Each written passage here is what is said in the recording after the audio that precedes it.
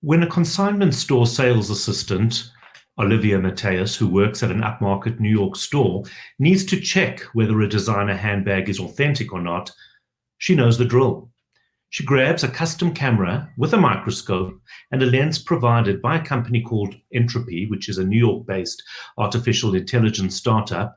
She selects a brand from a list and takes photos of different parts of the bag, such as the fabric, the logo. It takes her normally about 3 to 5 minutes to go through an authentication process. The lens on Entropy on the camera magnifies the fabric to at least 100 times, which makes the features of the material that are invisible to the naked eye become clear. Depending on the bag, the AI will check 500 to 1,500 features, such as the color, the stitching, and the patterns of the pores of the leather. The result pops up in her app, and where from between 60 seconds and an hour, depending on the brand, she will know whether this product is authentic or not. With each use, the algorithm becomes a little smarter. Last year, Amazon released Project Zero. What is that? It's an AI-driven anti-counterfeiting program for brands that aims to automatically remove bogus goods from the site. Brands provide Amazon with logos, trademarks, and other data which the AI uses to look at suspected counterfeits, and that's amongst billions of products on their listings. So what do high-end handbags have to do with fake news?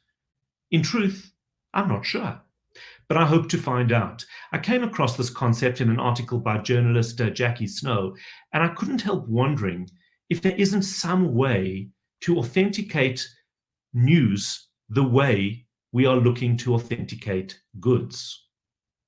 Good afternoon, and welcome to the Synthesis Stop Spreading the News or Fake News event. I'm Howard Feldman, and I'm your host. We have a formidable panel today, and it gives me great pleasure to welcome Associate Editor of the Daily Maverick, Ferial Haffajee, radio talk show host, author and journalist Mandy Wiener, Forbes Africa business tech journalist Tiana Klein, and Synthesis AI expert Archie Arakal. Let's start at the beginning. Do we even have a definition, a working definition of fake news? Ferial Haffajee, the associate editor of the Daily Maverick, is a South African editor and journalist, and currently at the Daily Maverick. Good afternoon. Good afternoon, Howard. Lovely to be with you. So yes, we do. And in fact, it's become such a problem in our lives, in our democracies, in our world, that we've moved towards different names to call it by. And instead now it's called misinformation, that which is spread without a necessarily malign intention, and disinformation. That's the really dangerous one. So I'll give you some examples of what we're speaking about. I'm not sure if you, like me, have had an auntie who is sending every bit of COVID-19 information by WhatsApp that she can possibly find. You have a mother-in-law, yeah. But from the first day, I mean, some of it is fairly benign stuff. We all know garlic and ginger really is good, but some of it's been so dangerous. And I love my auntie and uncle so much, but I've begun to say, no, that's not true, and try and paste stuff to show why. So Dr. Tedros, the head of the WHO, has in fact said what we have is a double, triple pandemic, and what you've definitely seen this time around is a disinformation pandemic. So it goes from your aunties to the really dangerous stuff like the 2016 US election, where technology was used or misused to put, for me, a figure who's been a very divisive one in our world, Donald Trump, into office. Numerous ways that we can see that is in fact now true, and we saw it before Congress last week. And then this week, another example, trumpeted even, I heard Mandy, at the top of a 702 bulletin the other day, the Russian vaccine, the COVID-19 vaccine is right for market. In fact, if you looked a little bit later, it's only at phase 2 and absolutely nothing has been published. So that for me is dangerously how this disinformation can start on social media and then make it into the mainstream. And then just a final example how that I've been watching very carefully is, I think everybody realizes that the alcohol and cigarettes ban is really kaput, because you can get whatever you want in numerous places. But in the initial days, there were so many articles saying that actually nicotine might be good in preventing COVID-19, now proved to be absolutely false. And we even saw that on Fin24 several times, which is a platform where I read you most often. So really, it's a very big part of our worlds, and because social media and tech is how we communicate, you can see it almost everywhere. So it's definitely has tangible a tangible impact. Yeah. And I do want to talk about the whole vaccine a little bit later, because I think that is definitely part of encouraging all sorts of agendas, and which ultimately, I guess, is what fake news is about. Before I bring Mandy into the conversation, do you think that do you think there's always an intent around fake news? And I'm not talking about your aunt or my mother-in-law who's forwarding something that they found interesting, but the nexus of it, where it started, is that always with ill intent, or is it just sometimes ignorant? I think sometimes it's interest. Like, I saw this really cool thing and you don't know about it, so I'll share it with you on Facebook. And it is because we spend so much of our lives on social media, on Facebook, on Twitter mostly, and then I guess for a generation under mine is Instagram. So the sharing and tech has allowed it, and I don't think it's always malign or with negative intention, but disinformation definitely is. Or in the case of the Russian vaccine, it's Vlad wanting to build himself up as the first guy who, exactly, and the first guy who comes up with the working vaccine. He's actually quite far away from it. Right. Mandy Wiener, a talk show host, journalist, author, very well known, of course, for investigative journalism, trying to understand how did you practically, because you'd been meeting with all sorts of people who needed to sell you a certain position. You were incredibly active in investigating corruption in South Africa. If we haven't seen, I mean, that whole Bell Pottinger thing, so much of it was all about fake news, wasn't it? It really was. And that's why humans are so important in this, is because it's about developing relationships. And a lot of investigative journalism may be about the data and crunching the data, and that's where AI comes in. But it's also about the nuance and the personal feel as well. So, like, I know if I've built a relationship with somebody, what they're saying to me and how I can trust them and what kind of information they're giving me. And a lot of investigative journalism is based on that. It's about the trust relationships, what people are saying to you, and being able to kind of roll that information over, look at it from every angle, and try and really assess yourself whether or not it is fake or not. Because, as you say, from the Bell Pottinger campaign, for example, there was a deliberate attempt to influence the narrative, and that was done through fake news, and it was done through trying to plant fake news, and it was only discerning journalists that are able to tell whether or not that is nonsense. And that's why, I mean, I've got a mother-in-law too, you know, we've all got them, and it's so important for people to be discerning. And somehow they just don't get it, you know, people just don't necessarily understand that not everything they read is true. And you need to have a bit of like cycle about you. You need to understand what's going on here and realize that if it's too good to be true, it's probably not. Well, undoubtedly, social media has added to that complexity. Whereas obviously we know, we'd be naive to think that in the past everything that was published in a newspaper was true. We know that it wasn't. We know there are times of huge propaganda here in South Africa. We know about the propaganda certainly prior and during the time of Nazi Germany, how propaganda was used. We know that the written word has never been something we could absolutely rely on. But somehow social media has just made it a lot worse, or maybe we've become more susceptible to it. So there's a few issues with social media that create and manifest this problem. So the one is the sheer volume of news that's being produced. And because of social media, everybody is a journalist. So everyone is a citizen journalist, and there's just so many sources of information.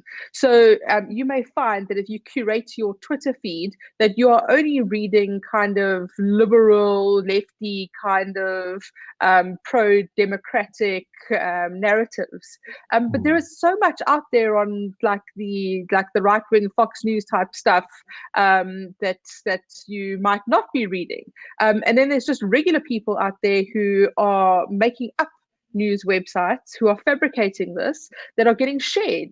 And I think that what we've seen during COVID particularly is people really searching for credible news outlets. So, I mean, as an example, I started at the beginning of lockdown posting on Facebook, which I never used to do, on my kind of public page, about government statements and clarity around very complex and confusing regulations. And people were desperate for any kind of credible source explaining something to them. And I became like an information bureau for that reason.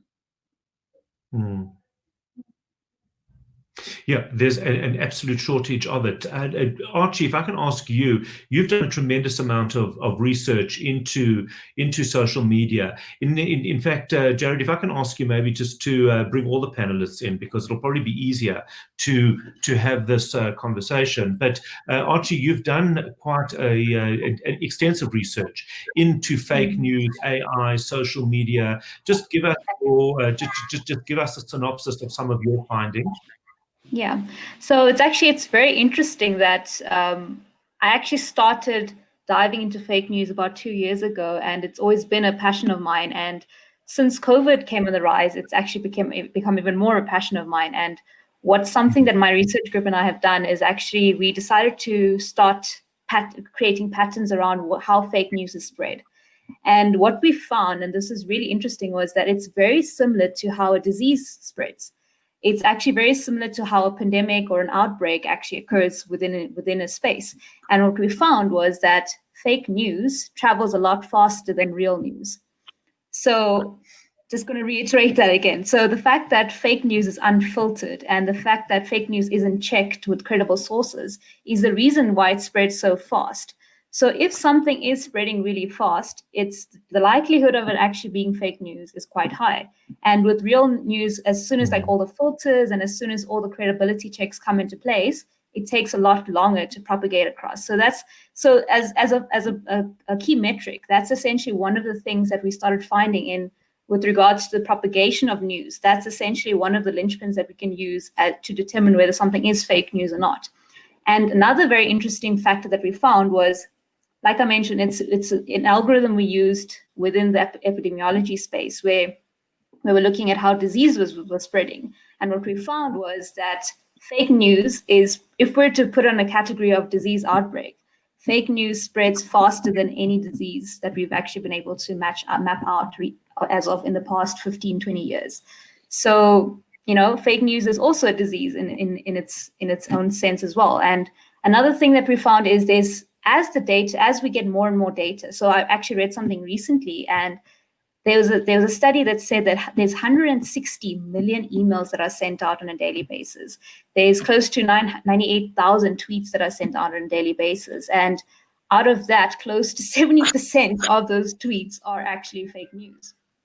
So you need to really question what it is that you're reading on Twitter. Mm-hmm.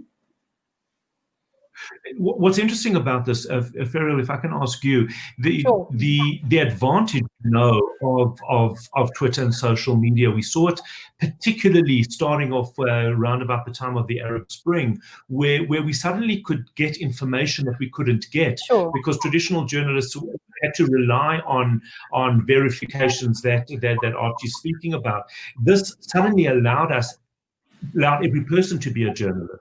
So that's a positive. Of course, the negative is what Archie is referring to, that there doesn't need to be verification of that news. Your thoughts? Sure. So Howard, that's absolutely right. On Tahrir Square and that Arab Spring, everyone thought that this was the way you were going to make better societies and better democracies, is because of this flattening of power in the media sphere.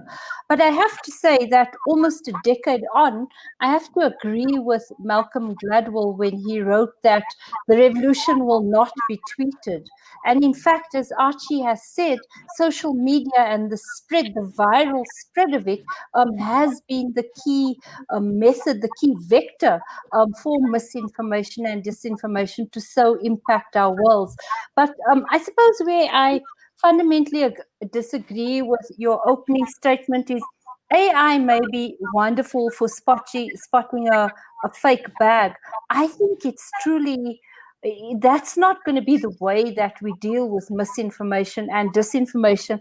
And I thought I'd just read you this quote, which I really learned from a Facebook data scientist called Eduardo Arinho de la Rubia. He said, AI fundamentally cannot tell us what's true or false. This is a skill much better suited to humans. And so when you open your Facebook feed now or your Twitter feed, you'll see that public pressure has forced them to be better. So you'll see at the top many tags that point you in the direction of proper COVID-19 news and information. And the only reason, Howard, that they started doing so is because they came under such pressure from the public because they were host to all this nonsense. Tiana, can I ask you, what are you seeing in the tech space, in the journalist tech space? Do you see, is it as rife in that area? So from my side, Howard, like one of the things I'm really interested in is like figuring out how technology affects different sectors. So from a false information perspective on my side, one of the things that I'm coming across most is pretty much like, are we using AI or looking to use AI to actually fight AI? Because at the end of the day, like when you're clicking on the Twitter posts and these Facebook posts and you're actually seeing responses to them, often the responses are coming from AI bots. So I read a very interesting study recently that came out of Chicago University where they were training AI to do things like restaurant reviews and hotel reviews. And then they got a group together and they said to the people, which review came from the bot and which review came from a person. And they had 100% inaccuracy rate. People could not tell if AI had written the review or if the person had written the review. And I think from a tech perspective, it's really interesting to figure out, like, are we actually using AI to fight AI? And is AI the solution?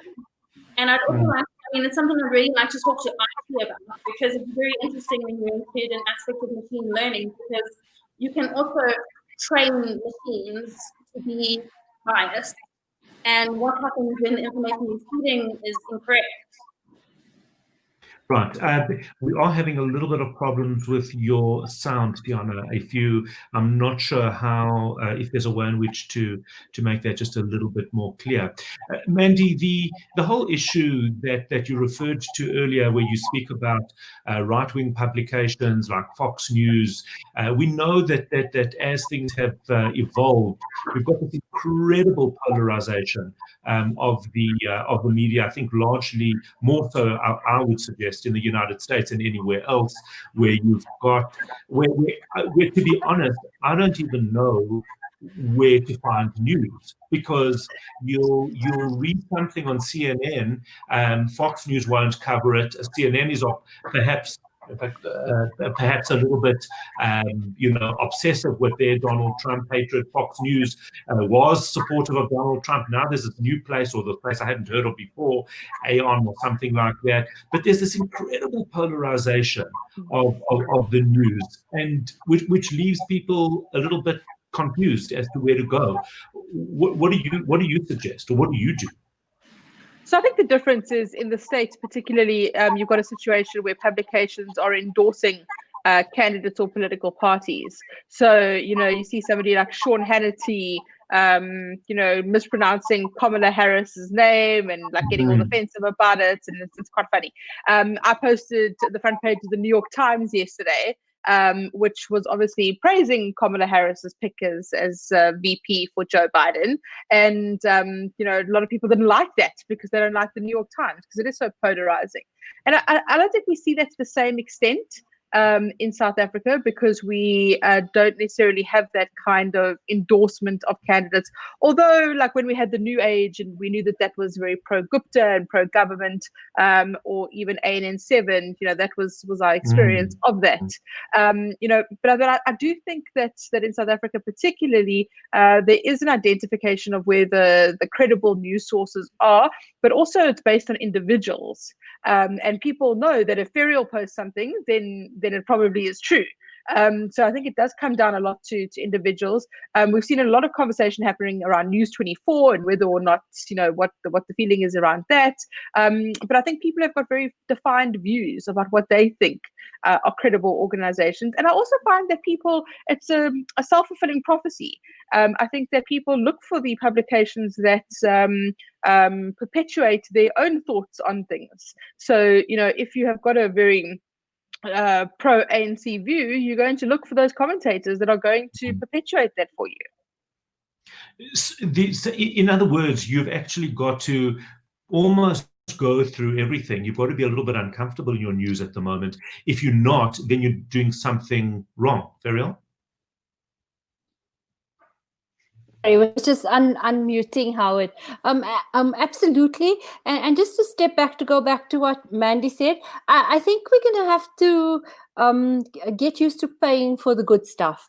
As we saw, News 24 this week put in a 75 Rand a month subscription wall, and I immediately signed up. So I was so surprised when people were complaining about this, because it's 3 cappuccinos. You see people spending a hell of a lot more on this. You obviously got something cheaper than me, because mine was 2.5 cappuccinos. Okay. How would you got you yours obviously for free? go to the better place. No, 24 I got for free, but the cappuccinos I don't. But I was actually having that argument with a friend, and I said, it's 2.5 cappuccinos. Yeah. Why will you? And he says, because I've never paid for it. But we should pay for it. If we value it as an asset. Yeah, I pay for the New York Times and the New Yorker and the Washington Post. Yes. As I think there's more of a willingness to pay for overseas publications than there are to pay for local publications. True. I mean, the Daily Maverick chooses another model where they want to keep it free, because we're a country where lots of poor people, and you don't want to put up barriers. You don't want to put up money barriers. But what we do have is 13,000 insiders who pay towards the production and hopefully even become part of the making of our journalism, and they act, Howard, like a kind of verification club. And boy, they do point out to us when we make a mess very, very quickly. That is brilliant. Archie, what do you, I want to go back to something Ferial said before, is that she doesn't believe that AI necessarily is the answer. Mandy's kind of saying the same thing in some ways. She says, she said before that you've got to rely on an instinct, and you've got to, got to check it for yourself. What's your response to that? Yeah, I actually completely agree with that, because once again, AI is sort of blown up into this thing that it may not necessarily be. And what's happened is, like, yes, we can say AI, we can use AI to a great extent to assist human beings, and that's what it should be used for. But with all the buzzwords and everything coming in, we assume that AI can do everything, but human beings do these things best. And as long as human beings are, also responsible with the way they're actually transmitting information, that is actually the key towards anything. Because even with our machine models as well, like Tiana referred to this earlier, there's biases that are included as well. And these biases come from human beings. If human beings are biased, the models will be biased. So it all circles back to human beings being responsible with the data that they share, in order for the models to be able to make things much easier in the future. So AI is there to assist you. It's not the solution in the long run. And there's like Tiana. two elements to it as well. Sorry. Right. No, no. There's two Okay. elements as to it as well. Like there's the Which whole are those? component of detecting fake news and creating fake news as well. So there's two sides of the coin. We can use AI to a great extent to detect fake news based off previous information. So based off other people saying that, this isn't a credible source, or this could potentially have a lower scoring with regards to the rest of the news that's coming in. That's essentially where we could use it to detect it. Then there's a component of creating fake news. And this is where it becomes very controversial because of deep fakes and articles that are generated, as well as like you refer to the restaurant reviews and stuff. So there's two sides to the coin as well, where we need to be responsible with what we're using AI for. Right. Tiana, taking that, going back to that point that you made earlier. Yeah, I think it's really interesting because there's a new like Instagram tool out at the moment where you can literally put your face onto like famous celebrity music videos and that sort of thing. I'm not sure if you've seen, but everyone is like posting these Taylor Swift videos with their own face. And at the end of the day, like there's so many research organizations. I'm just trying to picture what mine would look like. Crazy. But there's so many research organizations that are working around synthesizing video and sound. And it's all well and good to read something and think like, can I trust the source?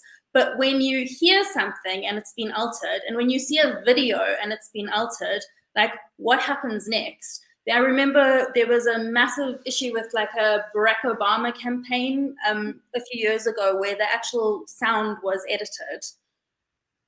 Yeah. And that's why I think a lot of people are now even moving onto blockchain as something that can actually stop fake news. Right. I have no idea what you've just said. I don't even know what language that was. What does that mean? Mandy and Ferriel definitely understand this. I don't. So explain it to me. What does that mean? I think because AI is creating as much fake news as it is using AI to stop the fake news, and then there has to be like another form of technology that we can use, like a blockchain ledger, in order to have a level of transparency and accuracy and provide content that can't be altered. And that's where like a blockchain would fit into the sort of system. Right.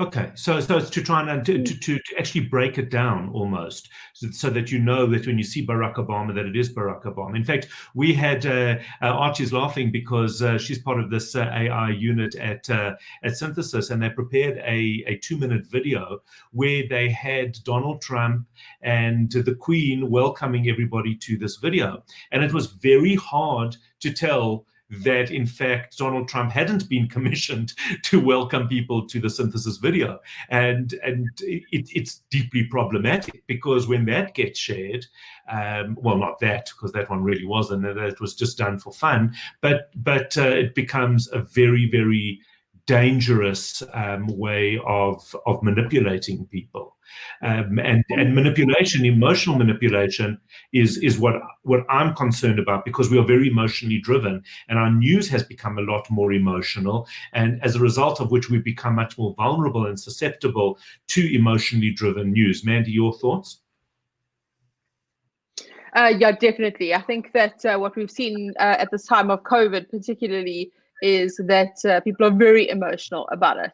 And I think that's why people also have heightened reactions to whatever they read or whatever they see, and they're not afraid to share their opinions. And the tobacco ban is a great example. So people have come to the conclusion that it is absolutely Nkosazana Dlamini Zuma's relationship with counterfeit cigarette manufacturers, allegedly like Adriana Mazzotti. And because of that, they're like, oh, that's definitely the reason. And I'm angry at government, and actually NDZ is pulling the strings here. When there's actually no evidence necessarily to substantiate that. But people are so emotional about it that they are going to share this information and post like really offensive things about the minister because they just are emotional about it.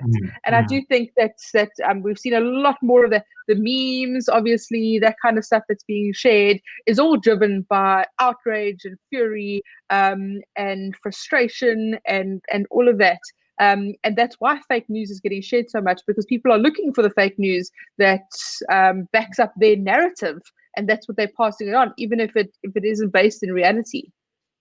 Yeah, and we certainly saw that with the 5G conspiracy, where of course 5G was causing COVID. The fact that there was no 5G in Iran and they had one of the highest COVID incidents in the Middle East didn't bother anybody because that was just a little bit too factual. We've also had the conspiracies around the nexus of the of COVID-19, completely unsubstantiated, but yet somehow it just continues to gather this momentum. We look at the 9/11 conspiracies. You look at, these, they don't go away, and they're not new. Farrell? So how would that? Firstly, Archie, I'd love to see your Trump thing. Hey, that you made one. Must be very interesting. It's awesome. So I suppose that I wanted to bring it to how this kind of deep fakes, disinformation can be really, really harmful.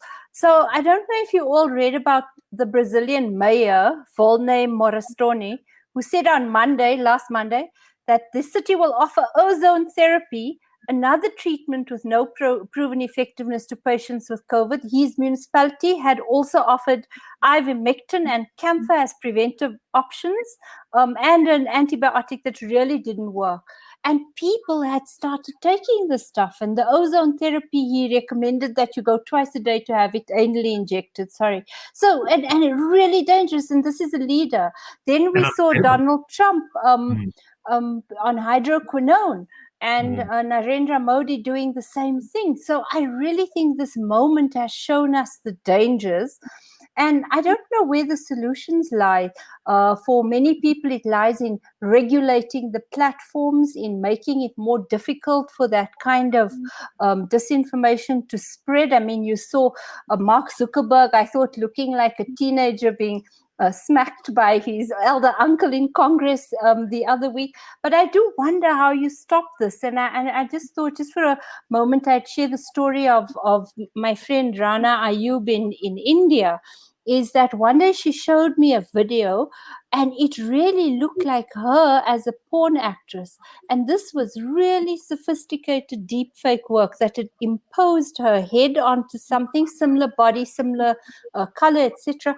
That thing got retweeted millions of times because Rana is an activist journalist in India, and her life is really in danger over there. So you can see how this is deployed mercilessly, and it's often deployed against women who take positions in the public sphere. Well, that's most definitely a huge challenge that we have. I thought primarily in South Africa, clearly in India as well, yes. where where we so often see the sexual threats against women who stand up and speak. It's a lot. Rape threats quite regular, huh? Yeah. It certainly is. It certainly is a major concern. The issue around fake. I mean, the term fake news. Donald Trump made it popular. Yes. Equally as dangerous, in my view, and I wanted your thoughts on it, is the concept of narrative news or agenda-driven news, Sure. because that, I feel, to some extent is as damaging. In other words, if we're reporting on if a I don't know, an ANN7 who is supportive of the ANC only reports on the good things, everything that they report might be absolutely factual and not fake in any way, but they are leaving out a lot of the negative news. Yes. Is there a word for that? I suppose it's partisanship, and America, like Mandy said, is the classic example of, and like you said, the Fox CNN debate. That's why it's been so marvelous to see the SABC being recaptured from that time, not recaptured, but almost freed from that time to become, when you watch 404 or listen to the news, it really is a very dispassionate and fair means of getting all the information you need. It's also the largest newsroom in the country, Howard, so it reaches into parts of the country that you wouldn't really find elsewhere, and it's returned to what a classic public broadcaster can be. So I think that's vital. But also, for me, I'm very happy to see that our media hasn't fit into that partisanship. And maybe Mandy will tell us more because of her live experiences. Sometimes it's very easy to only get people you agree with, whereas the challenge, like you said, is to open up yourself to views that you don't agree with. Yeah, Amanda, if I can just ask you that question, because it's so interesting. I often find when I'm preparing, let's say, for my morning show or looking to write a column, there's certain things that come up that I just think I don't want to deal with this, and I just don't feel like addressing this. And it's for whatever reason. Maybe it's because it's too negative. Maybe it's because we're a bit tired of it. But actually, we do influence the news that we put out there. Oh, without a doubt. So it's one of the interesting experiences I've had since having a show on radio is the enormous responsibility that comes with it, because you can choose what fills the airwaves. So I can choose whatever I want to go on radio for that hour, and you're giving people a platform, you're amplifying what they're saying. And that comes with a great responsibility. And I do think that definitely, like, if I do an interview about Brad Binder, other people won't necessarily do an interview about Brad Binder, so it'll get more profile. Something like farm murders is a great example, where because it's such an emotional issue and there's a lot of fake news being shared around the topic as well, I look at that and I go, oh, do I really want to deal with this? Like, do I really want to raise this issue?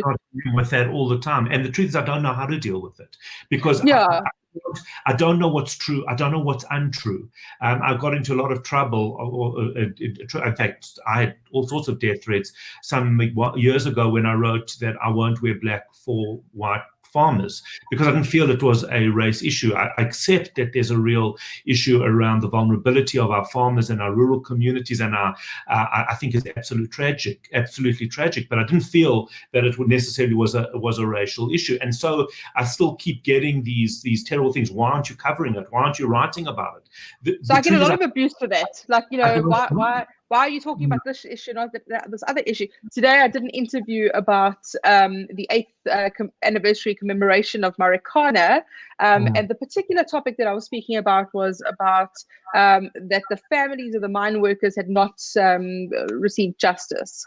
And I got a lot of abuse for that, because what about the police officers who were killed and the security guards who were killed? And there's more than one side to the story. So often it gets so murky and so muddied that it is quite difficult. And it's a great misnomer that journalists are objective. There's no such thing as true objectivity in journalism. I used to think that there was when I was a young reporter and naive, but Ferial will laugh at me, because I used to think, no, I'm objective. I'm going to be as balanced as possible. And we've all got lived experiences. We all come from different backgrounds of privilege. So it's a complete myth. Yeah, do you see that in the commercial and tech reporting space?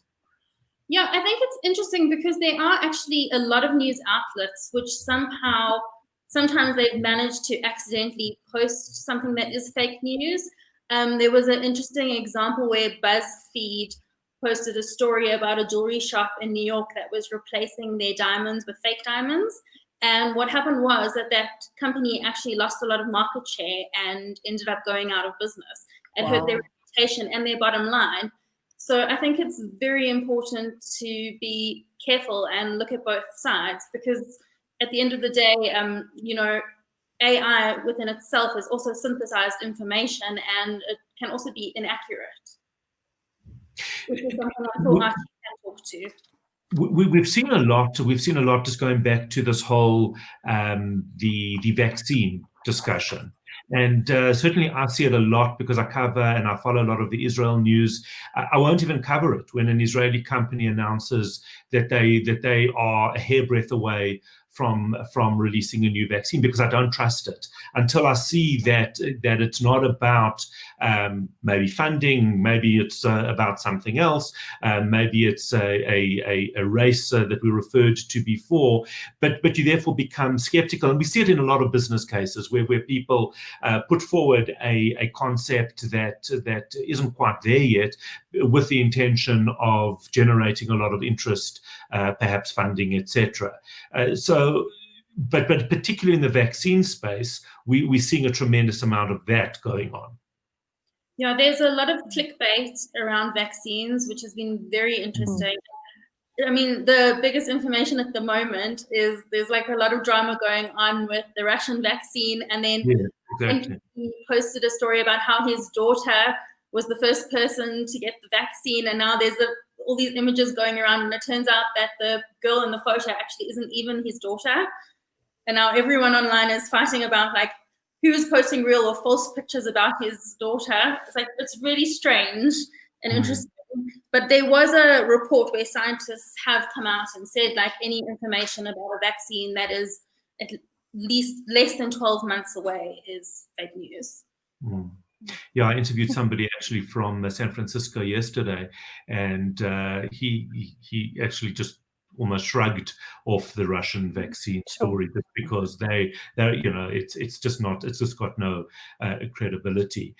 Ferrell, where do you think this is all going? We've got the social media, we've got a lot of aggression on social media. Mandy mentioned before News 24. I see that Adrian Basson has removed himself from Twitter. He won't even be on that platform because of the level of aggression. Does the collective is the collective working successfully, and I use that maybe ironically, to destroy real news? I certainly hope not, and I very much respected Adrian's position. But to be honest, I have found social media to be that great leveler. And also I love its speed, that you can almost instantly analyze. Say tonight, if the president speaks to us, you can immediately send the news out. You can add a thing saying comment and tell people what you think about it. So in that way, it has made the world flatter. It has made us more, I hope, more responsible, because people can tell you're talking nonsense quite quickly. And there's many fabulous sides to it. For example, when I was trying to work out the impacts of lockdown, if you get the Google mobility reports, Archie, I'm sure you'll tell us about that. You can immediately see the impacts of your lockdown.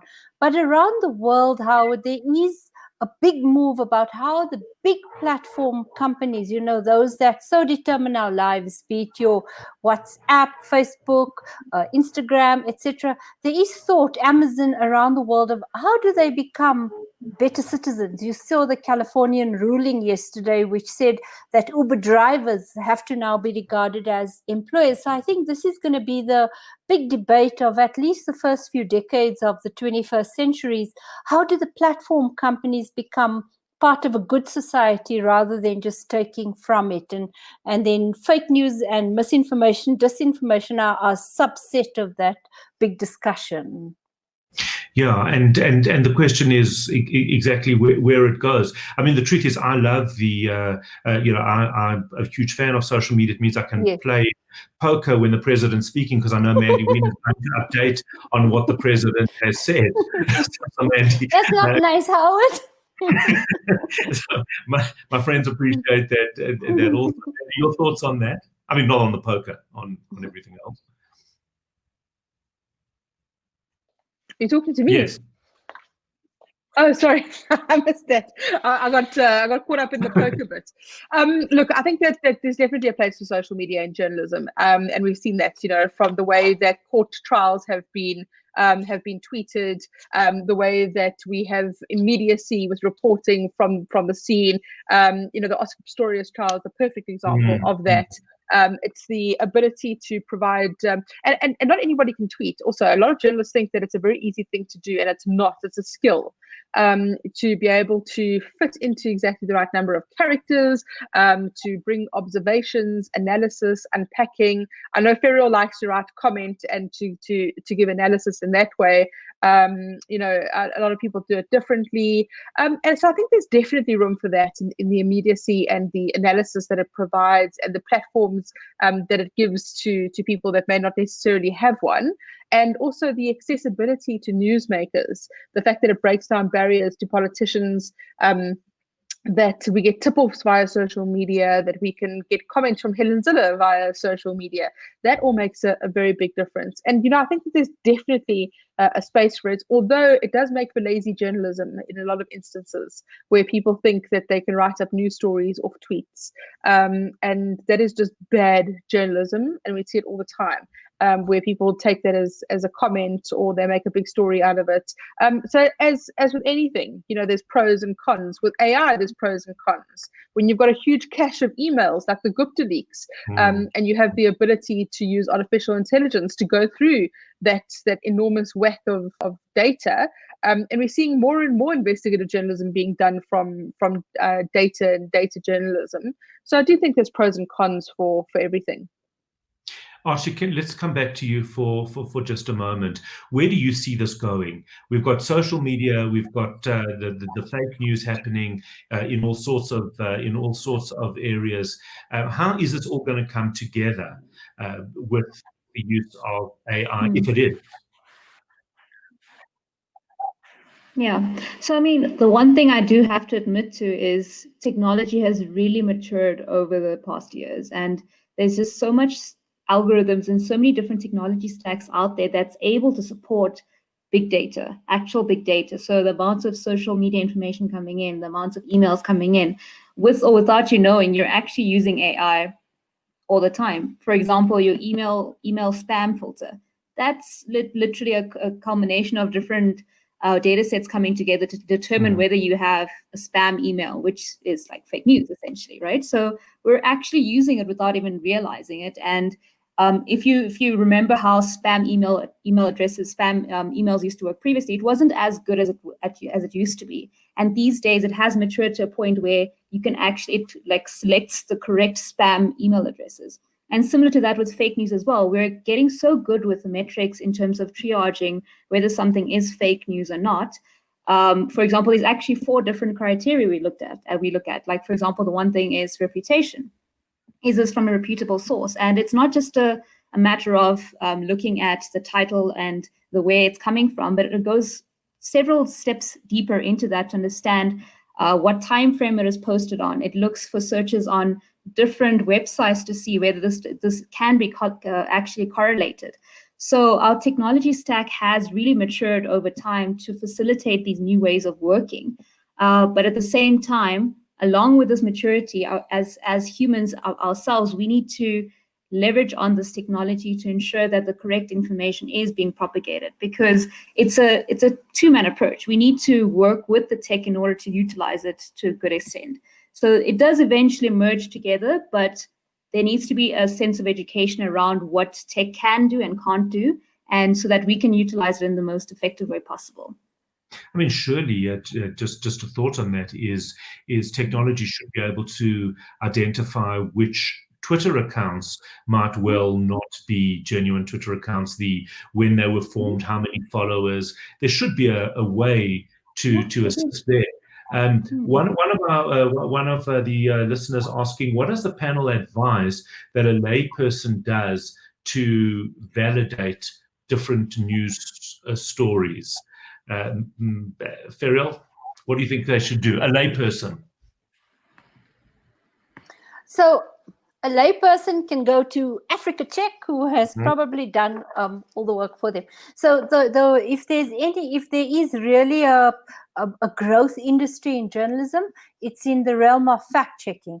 And I would first stop at the local ones. Like Africa Check is a fabulous source, but there are also really open source tools that I'm sure Archie can share with us, so that you can check, you can verify photographs and videos, because increasingly we don't know when those were taken, etc. During the xenophobic attacks, we did see a lot of that inflaming opinion, and actually some of it was really old videos. So there are verification tools, there are fact-checking services, and then I think increasingly you'll see Facebook and Twitter beginning to put in its searches or to privilege information that comes from trustworthy sources, because they are under some pressure to get rid of the rubbish. And just this week, you'd have seen that Facebook, largely in the US, but I do hope it comes here, they are beginning to take off a lot of partisan news sites, which was when political parties start things that look like a news site or a newsletter or a feed, but actually it's got a very biased or prejudiced or partisan view about it. So around the world, Archie's right, we are seeing technology growing more, I hope, progressive, but also more sophisticated to begin to take this stuff out of our discourse. And another question for the panel: do you not think, Mandy, maybe you can have a stab at this one, do you not think that the media sector must take some responsibility for the blurring of the lines between formal media and social media, considering the extent to which formal media embraces social media, specifically Twitter, as a reporting channel back in 2010? I clearly recall more than one journalist reporting via Twitter during government presses making news pretty much real time, and sidestepping any kind of editorial oversight. So I think there are a number of questions there. I think the second part is something I think that you addressed, actually, is that the difference between reporting it live, passing on that information, and editorial comment. I think those that you spoke to before. But what about the issue of sort of taking the media itself taking responsibility of some sort? So I have a very clever colleague, Ferial Hafaji, who once told me that you should never be a stenographer as a journalist, and that journalists shouldn't just merely repeat what politicians are saying and be a stenographer on social media. And that's where it provides that opportunity to give analysis and break it down and fact check. And we have seen more of this happening. So we've seen it in Donald Trump's speeches, where there'll be a live fact check function. Journalists will be fact checking what he's saying literally on social media as it's happening, or even scrolling on CNN or wherever it is. So that's really important, that if you're going to be on social media, that as a journalist, that you are there to break down and say, this is not true, if a politician is saying this, and that you don't perpetuate it. And some journalists may feel differently about that, but I definitely agree with Clever Ferial about this. And look, I do think that a lot of news organizations have embraced social media, but I think they've had to. I think that's a platform where they have to play in. You can't. I always say to people that you can't ignore the fact that social media exists. You can't put your head in the ground and just pretend that doesn't happen. It is definitely an echo chamber. It is not the real world. I think that often people let social media dictate the news agenda when it shouldn't. A lot more people listen to the radio and to Mkrobo and NEFM than are on social media on Twitter. And I think that sometimes we forget that, because it is such an echo chamber.